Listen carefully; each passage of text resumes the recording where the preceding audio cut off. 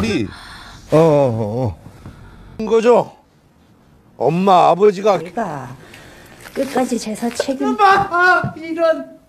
아이고. 순수해. Halo guys, kembali lagi di channel Topeng Hitam Official guys ya. Bagaimana kabar kalian hari ini? Semoga kalian selalu sehat dan banyak rezeki ya guys. Kali ini kita akan membahas seluruh jalan cerita film berjudul The Bros. Film The Bros adalah film dari Korea Selatan yang dirilis pada tahun 2017. Film besutan sutradara Chang Yoo-jung ini menggandeng beberapa aktor kenamaan Korea, sebut saja Ma Dong-seok, Lee Dong-wi, dan Lee Han-hee. Film The Bros menceritakan bagaimana sulitnya menjadi calon penerus keluarga yang masih memegang erat tradisi. Sok-bong memiliki karakter yang penuh akan impian, sementara Ju-bong berwatak pintar serta ambisius, karena selama ini tidak pernah diperhatikan sebab statusnya sebagai anak kedua. Ayah yang selama ini mereka benci justru menjadi sosok yang paling mengerti akan impian masing-masing dari anaknya. Ia rela dibenci supaya Sok-bong dan Ju-bong tidak bernasib buruk seperti dirinya. Film ini dimulai dengan menampilkan suasana rumah tradisional Korea. Seorang pria paruh baya nampak sedang mengukir kaligrafi Korea di atas sebuah kayu. Namun mendadak ia tumbang dan seketika wafat di tempat itu. Scene berpindah ke sebuah proyek penggalian makam. Tak lama berselang seorang polisi bernama Mi-bong datang melihat perkembangan proyek. Makam yang sedang digali adalah makam bapak yang kita lihat di awal film. Bapak tersebut adalah paman Mi-bong, dan lahan ini adalah lahan pemakaman keluarga besarnya. Pada ketua proyek, Mi-bong bertanya haruskah menelpon saudaranya yang berada di Seoul. Tapi lawan bicaranya malah berbalik tanya, apakah bapak Mi-bong mengizinkan setelah insiden terdahulu? Terlebih tidak ada satupun yang mengetahui nomor telepon mereka. Penasaran kan siapa mereka itu ya? Yuk kita simak jalan cerita selanjutnya guys ya.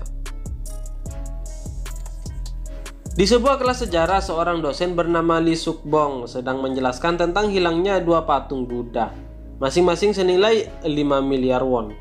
Patung tersebut milik seorang tokoh patriotik pada zaman Kekaisaran Korea. Sebelum menyumbangkan patung tersebut ke dalam gerakan kemerdekaan, ia lebih dulu tewas ditikam tentara Jepang. Sampai sekarang tidak ada yang tahu di mana letak patung Buddha tersebut termasuk keturunannya sendiri. Sementara itu di sebuah perusahaan konstruksi, Lee Ju-bong, si pegawai ambisius, sedang mempresentasikan tentang proyek jalan tol menuju Andong. Untuk mengurangi kerugian senilai 50 miliar won akibat banyaknya terowongan yang harus dibangun, mereka harus mengitari Gunung Chundong. Namun ada satu pegawai baru yang tidak setuju. Ia langsung menyerobot ke depan dan mengambil alih presentasi Ju-bong. Rupanya tanpa sepengetahuan Ju-bong, pegawai baru ini diam-diam mempelajari proyek barunya. Pegawai baru berkata ia dapat mengurangi kerugian perusahaan sampai 100 miliar won dengan membelah Gunung Chundong. Namun asisten bos yang bernama Sarah tidak setuju karena gunung itu merupakan properti milik orang lain. Tapi si bos tidak peduli. Ia setuju dengan usulan pegawai baru ini. Scene berganti ke kantor Sok-bong. Temannya sesama dosen sampai habis pikir kenapa Sok-bong rela meminjam uang ratusan juta demi membeli benda bersejarah untuk dipajang di museum. Bagi Sok-bong, hal itu justru akan mengangkat nama keluarganya dan menghasilkan uang untuk tiap barang yang dipajang dalam museum. Saat itu salah satu rekan Sok-bong terkejut membaca berita di internet tentang perang sipil di Myanmar. Sok-bong langsung shock. Ia menghubungi seorang profesor di Myanmar yang akan memajang harta karun Sok-bong di museum. Namun akibat perang barangnya mengalami banyak kerusakan. Di tengah kekacauan, Sok-bong dan Ju-bong mendapat pesan singkat bahwa Lee Chun-bi, ayah mereka, telah meninggal dunia dan akan segera dimakamkan di rumah duka di Andong. Lee Suk-bong dan Lee Ju-bong adalah kakak adik yang memiliki karakter berbeda dan tidak pernah akur. Dan Lee Chun-bi adalah bapak yang wafat di awal film. Bukannya sedih dapat pesan kematian ayahnya, mereka justru mengeluh karena sang ayah meninggal di saat yang tidak tepat. Sok-bong pulang ke kampung halamannya menggunakan bus. Selama perjalanan, ia terus melobi kolektor barang antik untuk membeli barang bersejarahnya yang telah rusak. Setidaknya ia harus membayar hutangnya kepada bank. Berbeda dengan Jubong, ia pulang ke Andong menaiki mobil pribadinya. Sama seperti kakaknya Jubong harus menghadapi masalah karena pergi ke pemakaman ayahnya tanpa izin kepada atasannya.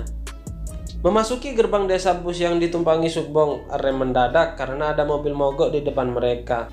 Sukbong tak menyangka ternyata mobil tersebut adalah milik adiknya yaitu Jubong. Bukannya senang bertemu dengan Jubong, Sukbong malah mengumpat. Singkat cerita, Sukbong menumpang mobil Jubong menuju rumah duka. Seperti yang sudah diceritakan, mereka memang tidak pernah akur. Buktinya tak berselang lama mereka bertikai tentang siapa yang lebih mirip ayah dalam konteks keburukan. Mereka saling menjambak-jambakan seperti emak-emak tawuran. Mereka baru berhenti saat merasa telah menabrak sesuatu. Ragu-ragu, Sukbong dan Jubong turun untuk melihat apa yang telah mereka tabrak. Namun, mereka tak menemukan apapun baik di depan maupun di bawah mobil. Jurnya burung terbang di depannya. Wajahnya mendadak pucat dan lidahnya keluh untuk bersuara. Sukbong yang keheranan mendekati Jubong. Alangkah terkejutnya ia saat melihat tangan Jubong menyentuh sebelah kaki manusia. Seorang wanita tak sadarkan diri di atas tumpukan rumput kering. Saat Jubong berusaha menghubungi pihak berwajib, Sukbong menemukan kartu pengenal dalam saku si wanita atas nama Aurora dan bekerja di Yayasan Kebudayaan. Karena bantuan tak kunjung datang, mereka membopong tubuh Aurora masuk ke dalam mobil. Lucunya nih, Sukbong dan Jubong yang terlanjur panik malah tak sengaja membenturkan kepala Aurora beberapa kali ke pintu mobil. Mereka tancap gas menuju rumah sakit, tapi dalam perjalanan Aurora sadarkan diri. Ia merintih, kepalanya terasa sakit. Tetapi Sukbong yang pendengarannya kurang sinyal malah menafsirkan hal lain terus-menerus sehingga membuat Jubong kesal mendengarnya. Mobil terus melaju mengitari jalan desa. Aurora menolak untuk dibawa ke rumah sakit. Dirinya malah bertingkah aneh dengan tertawa terbahak-bahak karena merasa bangga menjadi gadis Seoul. Aurora juga berpendapat bahwa aroma kandang itu menyenangkan. Jubong dan Sukbong semakin merasa bersalah karena Aurora jadi tidak beres karena mereka. Akhirnya Aurora meminta diturunkan di tengah jalan seorang diri. Scene kemudian berganti. Sukbong dan Jubong kini telah berdiri di depan gerbang pintu rumah mereka. Sukbong langsung terbayang kenangan masa lalunya di rumah ini. Kala itu Sukbong dan Jubong sama sekali tidak diberitahu tentang kematian ibu mereka. Pihak keluarga berdalih bahwa mereka tidak mengangkat panggilan dari sang ayah. Padahal baik Jubong maupun Sukbong sama sekali tidak mendapat panggilan apapun. Jubong dan Sukbong bertikai tentang keluarga, terutama sang ayah. Mereka mengatakan bahwa selama hidup ibu mereka tidak pernah diperlakukan secara pantas di keluarga ini. Kenangan ini masih terukir jelas di ingatan Sukbong dan Jubong. Kedatangannya mereka kini hanya disambut oleh sang paman, adik ayah mereka. Bukannya senang karena kembali bertemu, mereka malah saling sarkas satu sama lain. Hari pertama pemakaman, sebagai penganut aliran Konfusianisme, ayah mereka masih dibarikan di rumah duka. Sukbong dan Jubong sama sekali tidak menunjukkan raut sedih. Mereka malah menyindir Mibong, si polisi sepupu mereka. Untuk melanjutkan upacara sakral, para ketua keluarga menyerahkan baju adat pemakaman kepada Sukbong dan juga Jubong. Tapi mereka enggan memakainya. Sukbong malah pergi dengan santainya meninggalkan ruangan tersebut. Scene kemudian berpindah. Sukbong dan Mibong berdiri di depan gerbang rumah. Mereka memperhatikan papan nama keluarga yang terpajang di atasnya. Sukbong berniat untuk mengambil karya seni tersebut, tapi ternyata benda tersebut tidak terlalu bernilai. Ia pun meminta bantuan Mibong untuk menunjukkan karya seni bersejarah, apalagi yang ada di rumah ini. Namun tetap saja tidak ada yang berharga di mata Sukbong. Malam harinya, Jubong mendapat telepon dari Aurora. Ia berteriak meminta pertanggungjawaban, lalu kemudian angin kencang terjadi sampai pemadaman lentera yang ada. Sementara di halaman, laki-laki misterius datang mengaku dirinya adalah pengusir roh jahat. Dirinya akan tinggal di rumah ini untuk beberapa saat. Saat itu Sukbong tidak bisa tidur. Ia keluar mencari angin segar. Betapa terkejutnya Sukbong saat melihat Aurora sudah duduk di atas pagar. Kemudian mereka menghabiskan waktu dengan bermain ayunan. Sebelum kembali ke rumah, mereka bercerita tentang patung Buddha. Aurora berkata bahwa patung Buddha bukan berada di Anju, melainkan di Andong berdasarkan tulisan Kekaisaran Korea yang ditemukan di Gunung Condung. Kini Sukbong menyadari bahwa patung Buddha berada di lingkungan rumahnya. Hari pemakaman kedua, Sukbong mulai menjalankan rencananya demi patung Buddha. Ia kini bersedia memakai baju adat agar lebih leluasa menjelajahi rumah ini.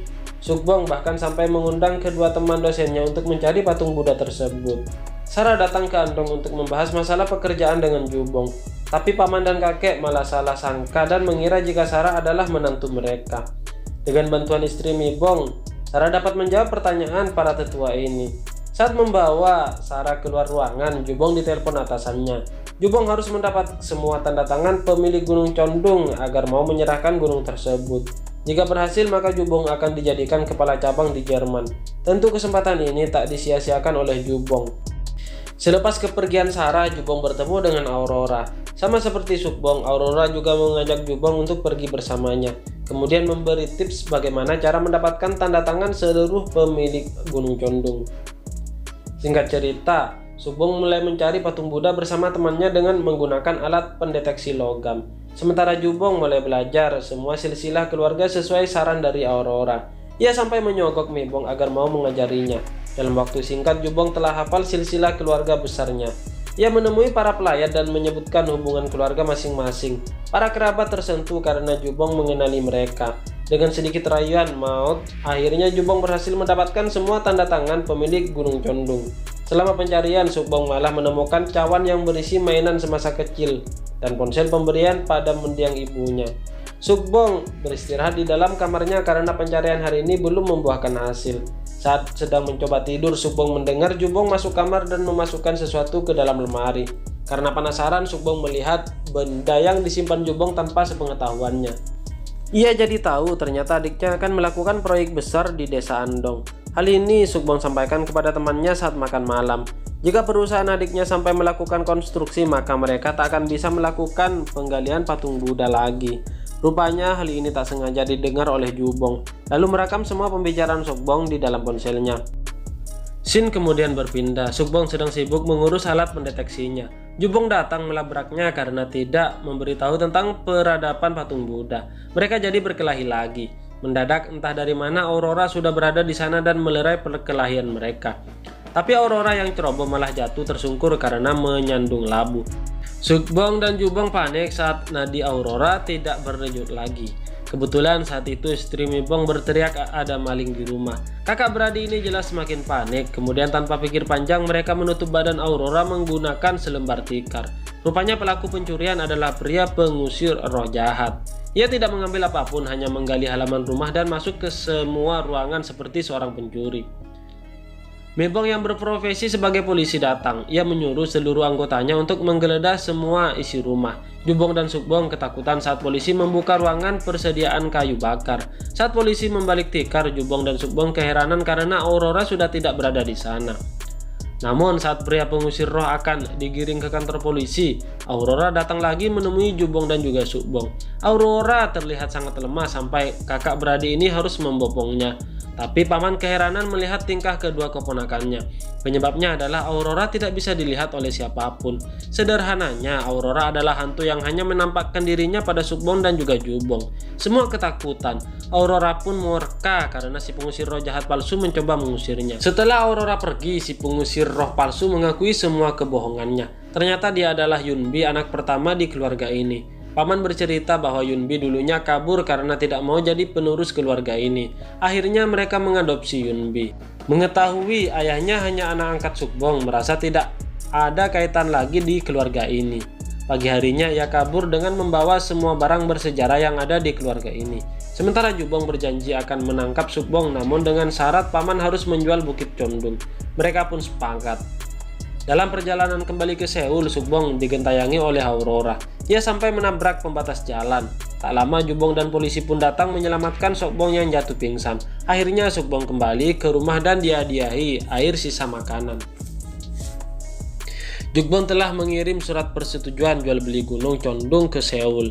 Saat berada di kamar, Jubong melihat kontak pencarian Sukbong selama ini dan menemukan ponsel ibunya berada di sana. Dengan pengisi daya yang ada, Jubong berusaha menghidupkan kembali ponsel ibunya. Sementara itu, Sukbong kembali merapikan barang yang sudah ia curi di perpustakaan keluarga. Saat itu, Sukbong menemukan sebuah ukiran kayu yang masih nampak baru. Karena penasaran, Sukbong menjiplak ukiran tersebut ke atas sebuah kertas. Adegan berpindah ke masa lalu. Dengan menceritakan isi ukiran tersebut, ayah Sukbong yang bernama Lee Chunbi sangat mencintai istrinya. Walaupun sang istri mengidap penyakit Alzheimer, Chunbi tetap setia menemaninya. Namun semakin hari, keadaan istrinya semakin memburuk. Ia sering mengubur barang berharga dari anaknya dan bertingkah kekanak-kanakan saat tidak diizinkan bermain keluar rumah. Bahkan di hari-hari terakhirnya istri Chunbe sudah tidak bisa mengenali dan anak-anak mereka. Di hari pemakaman, Chunbe mendengar banyak yang menggosipkan tentang Sokbon dan juga istrinya. Chunbe tidak paham bahwa jadi anak pertama penerus keluarga ini tidaklah mudah. Akhirnya Chunbe menyembunyikan ponsel sang istri ke dalam sebuah cawan agar anak-anaknya tak bisa dihubungi. Walaupun pada akhirnya Sokbon dan Jubong membencinya, diketahui semua ini ia lakukan agar anak-anaknya tidak mengalami kesulitan hidup seperti dirinya. Chunbe menghabiskan sisa hidupnya yang penuh kehampaan dengan menanam anggrek kesukaan sang istri dan mengukir kayu sejarah keluarga. Adegan kemudian berpindah ke masa sekarang. Sokbon sangat menyesali semua sikapnya pada mendiang ayahnya. Tak lama berselang, Jubong datang menunjukkan foto wallpaper di ponsel ibu mereka. Tak disangka Aurora adalah ibu mereka sewaktu muda. Bodohnya mereka melupakan wajah ibu sendiri. Sokbon dan Jubong mencari Aurora di ayunan favoritnya. Namun Aurora tak kunjung mendapatkan wujudnya.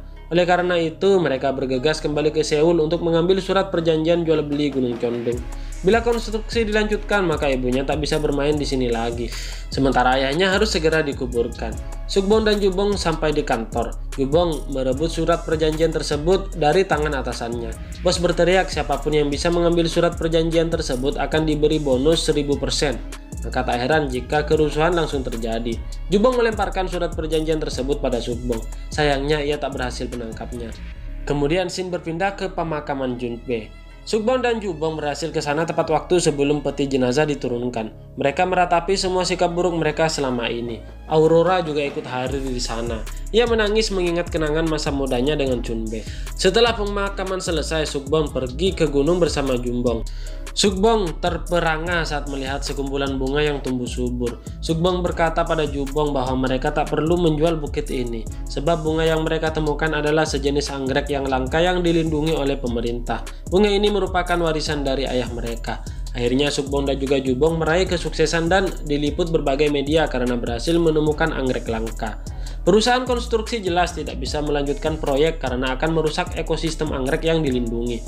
Di akhir cerita, Sukbong menemukan ada rumput yang tumbuh di dekat ayunan favorit ibu mereka. Sukbong berkata kepada Jubong bahwa dia telah membeli alat baru untuk menemukan berlian di kutub utara. Mereka kemudian bergurau meninggalkan tempat tersebut.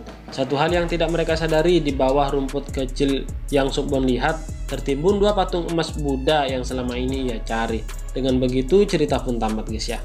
Bagi kalian yang baru menemukan channel ini, mohon dukungannya dengan cara klik like, share dan juga subscribe di bawah ini, serta aktifkan juga tombol loncengnya supaya kalian tahu jika ada konten terbaru dari channel ini guys ya. Oke, terima kasih guys, bye bye.